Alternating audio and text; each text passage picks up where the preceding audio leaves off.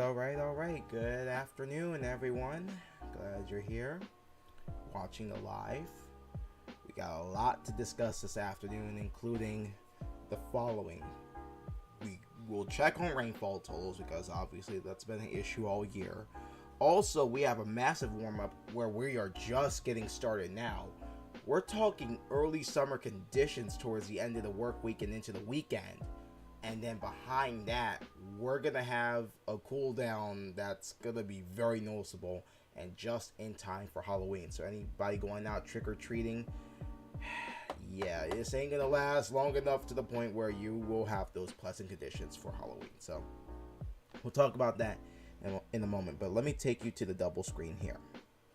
There we go. And of course, my camera decides to crap out on me, so I'm going to try a couple different things. I'm going to try switching to my computer camera, which is a little less quality.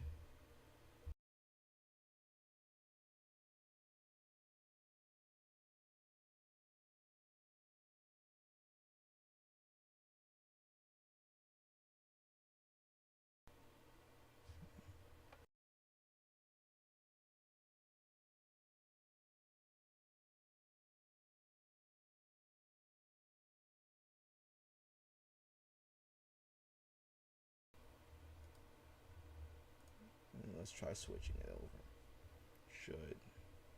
There we go. Turn on this light. Come on. Power technology, y'all. Great, isn't it?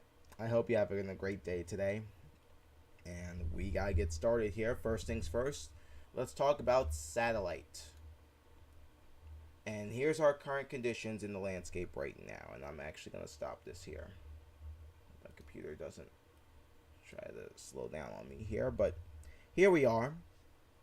You can see the cloud cover that is very much visible across the Great Lakes region, back down to the back west, I should say, into the upper plains, down into the central and lower plains, even getting towards the Mexico border. And then we got the big system here, the low, back towards Washington State. That's producing all sorts of winter alerts now.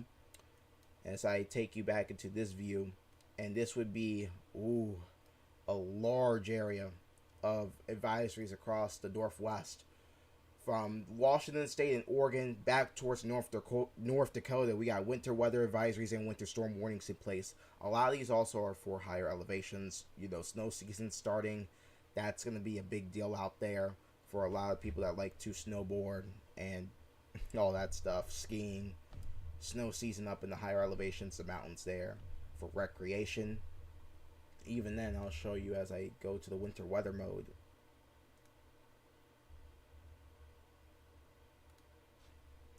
We have this here. And there you can see all that snow. I actually should illustrate that for you. I'm sorry, and I'm going to take you full screen as well. All of this. Do some white so it's a little better. People work all that well. You can see all that back there to the west, and even still we got winter weather advisories back down to Idaho, northeastern Nevada, northern portions of Utah, back towards Salt Lake City.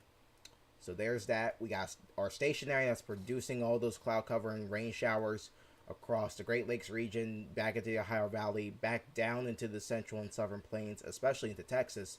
This squall line of heavy rain showers and maybe some rumbles of thunder. We got flood watches from central and southern Oklahoma spanning back down towards the Austin, San Antonio metropolitan areas. So, eventful across a good chunk of the western 48, lower 48. Across the eastern chunk, depends on where you are. To the south, we got a lot of clearance. And this high pressure is keeping us rain free, although there is some echo showing here across the Susquehanna Valley. We'll talk about that in a second. But you can see the rain across a good chunk of the Great Lakes region, heading up into upstate New York and into Maine. The problem here is, and I will show this, it's picking up on rain in the national radar view. But if I take it down to the local level,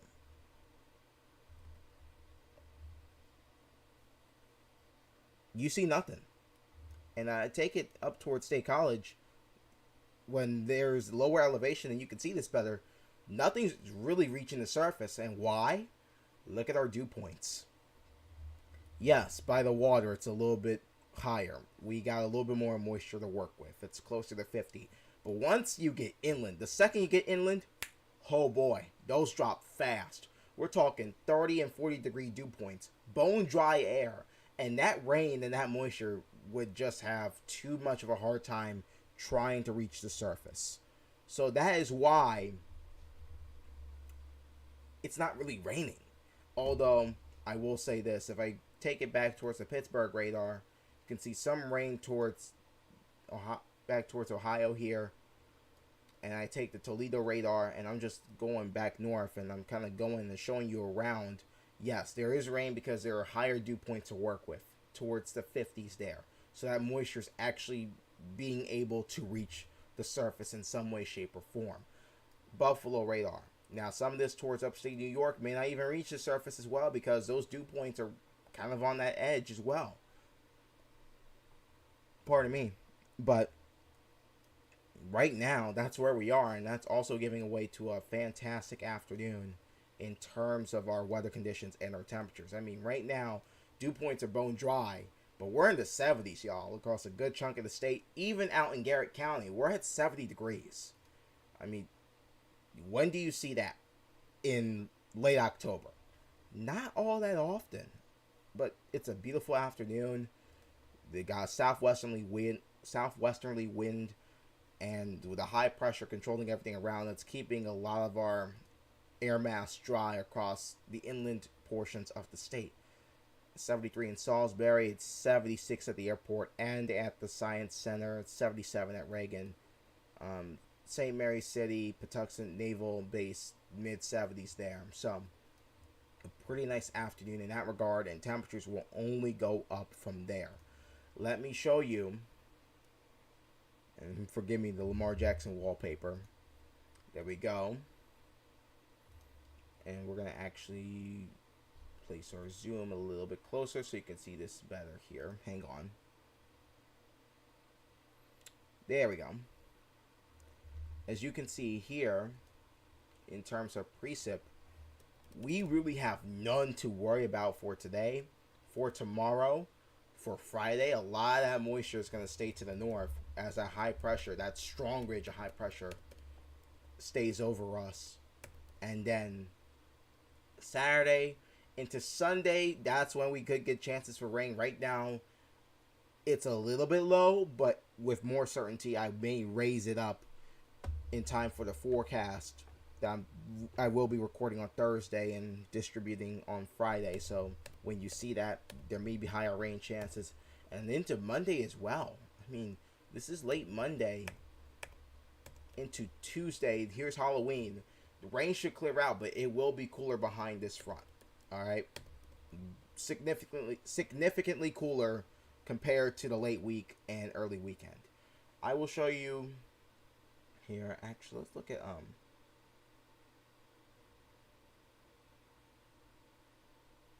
want to do upper dynamics.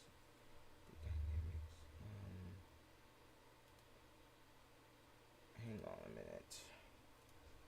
We're gonna do. What do I want to do? Let's do pivotal.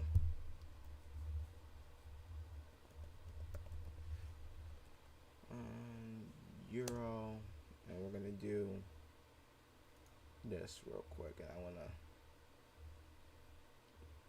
show the strong ridge of high pressure that we're gonna have in place as well. So let's do OG Euro, and then I wonder if this has the same product in the high res. Well, kind of, sort of, but there's just a really strong ridge of high pressure that we're just gonna have in place here. And there we go. And I can actually let's look at the OG Euro. There's that really strong ridge, and this is just strictly MSLP, mean surface level pressure. So this is basically looking at pressure mean sea level pressure. So this is basically looking at pressure at sea level and how higher it is, and how much higher or lower it is compared to sea level. All right, and you can see here we got really high pressure, a strong ridge of high pressure that's going to be staying over our area for at least the next few days before this low starts to take a roll in it. And you can see here this low that's out in the Rockies right now, that is going to move and basically kind of pass us by. Look at this, Friday into Saturday. And that could prove really beneficial for us in terms of keeping rain away. And even some cloud cover away as well. Hang on.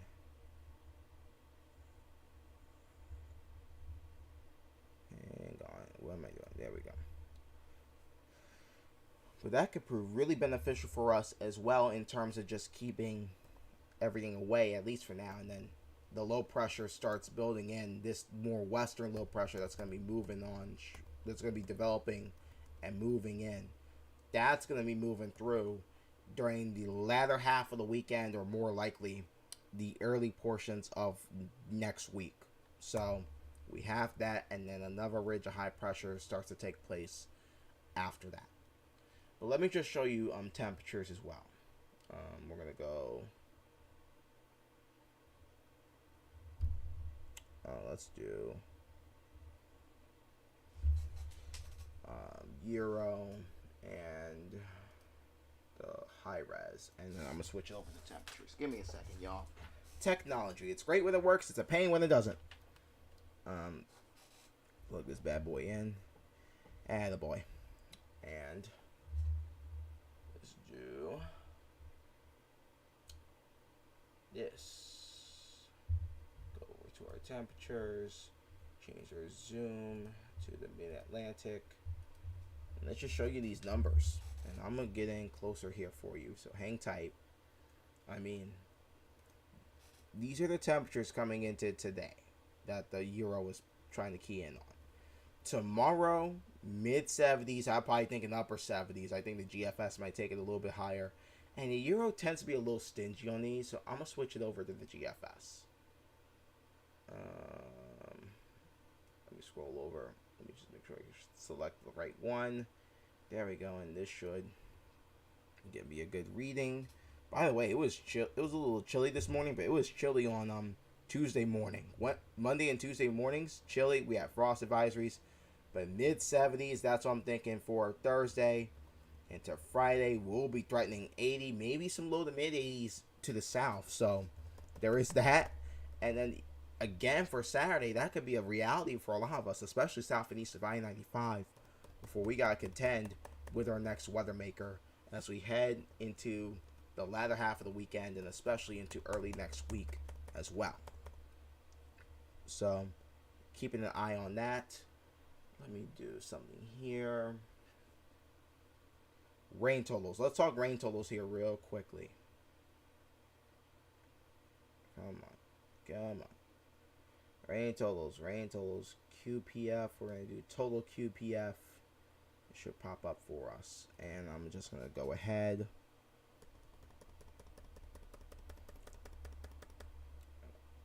I'm going to keep running this. Well, I think 3/4 is kind of pushing it, because I'm seeing some 0.7s here. Well, that's way ahead. That's looking into next weekend. I don't want to do that quite yet.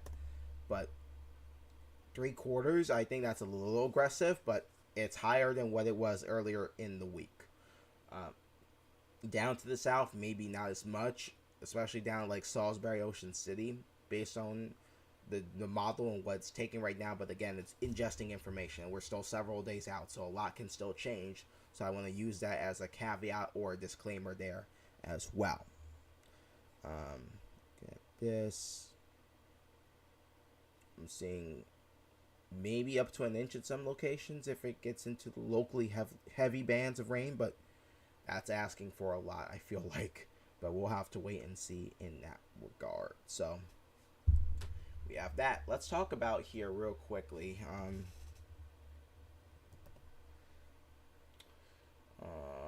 Climate observations. And as of yesterday, we are 5 and 16 hundredths below where we should be. Oh, forgive me, I'm going to zoom in a little bit tighter for you. We are 5.16 inches below where we should be for the year. We're running a good chunk below where we should be for the month, and we're below average for the fall season thus far. We're 2 inches and change below where we should be for the month, and we're about a quarter inch below where we should be in terms of our rainfall for the fall season thus far. We should be averaging about 3 inches through the 25th. Right now, we're not even at an inch. We're 99 hundredths. And it's been abysmal all year. I think places like Annapolis are running, it's got to be close to a foot below where they should be now. I got to check that out, but I think they're running close to a foot below where they should be. Also, Salisbury, they got to be running close to 10 inches now below where they should be, if not, well, over 10 inches below where they should be. Let's do Maryland page. And let's do not area forecast discussion. Let's try to find Hagerstown. There's Hagerstown. I'm curious because they gotta be running big time deficits over there. Well, actually, forgive me. Annapolis was a big one, but Hagerstown, they're running almost 9 inches below where they should be now for the year.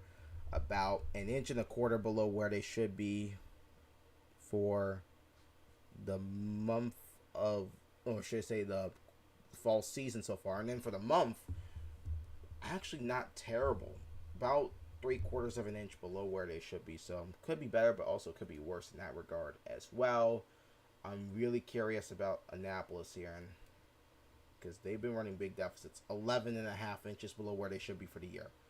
That's a lot. And then 2.5 for the season, and then for the month, they've been running an inch and a half below. So it's been abysmal.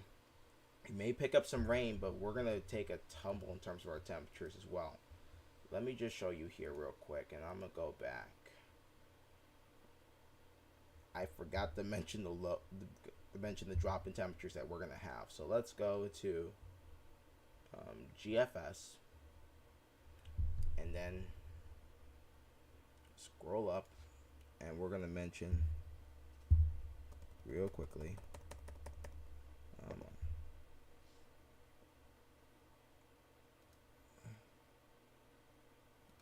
Take that boy off for now.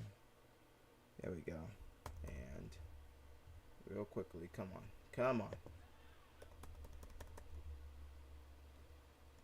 I mean, let's look at the. Come on.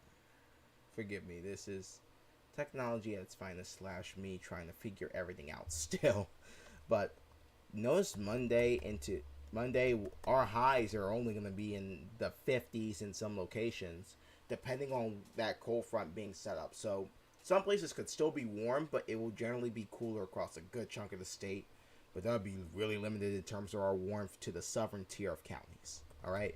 And then Tuesday morning, temperatures take a step back. We're talking below freezing in a lot of locations.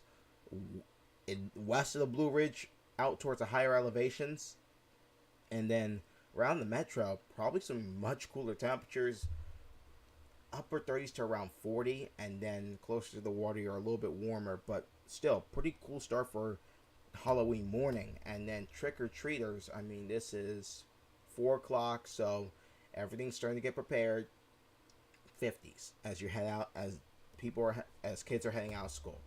And then here is, this is let me make sure I got this. No, that's 2 o'clock. So yeah, but pretty much that's as kids are starting to get out of school. This is 5 o'clock in the evening as things are starting to get prepared. 50s, 40s out west, and then those temperatures. This is 8 p.m. So pretty much in the midst of getting towards the end of trick-or-treating hours. there will be a cooldown, so you might want to have extra layers on you or your kiddo, because it will be fairly chilly as you are heading out. So keep that in mind for Halloween night. You're going to want to bundle up. Some of them may say, no, I want to just wear the costume. No, you're going to want them bundled up because it will be chilly. And take it from experience, in the younger days of my childhood, it can cause colds. And those are not pretty. Those are an inconvenience to say the least. But have that in mind. And heading into Wednesday morning as we start the new month. Heading out to work or school, not going to be all that warm. So you're going to want to prepare for that. We bounced back fairly nicely, but we're nowhere near the record-setting temperatures that we had. And then fall pretty much starts to set in after that. So we're talking low to mid 80s potentially for Friday and Saturday. And then Tuesday, on the heels of that, we're talking 50s and temperatures dropping down for Wednesday morning. Pretty chilly. And even for Halloween morning, Tuesday morning, it's going to be pretty chilly in that regard. So keep that in mind. I will also have fall updates and anything else that needs to be discussed for the weekend. I think the Ravens, let me check real quick, and this is going to be something I have to check here.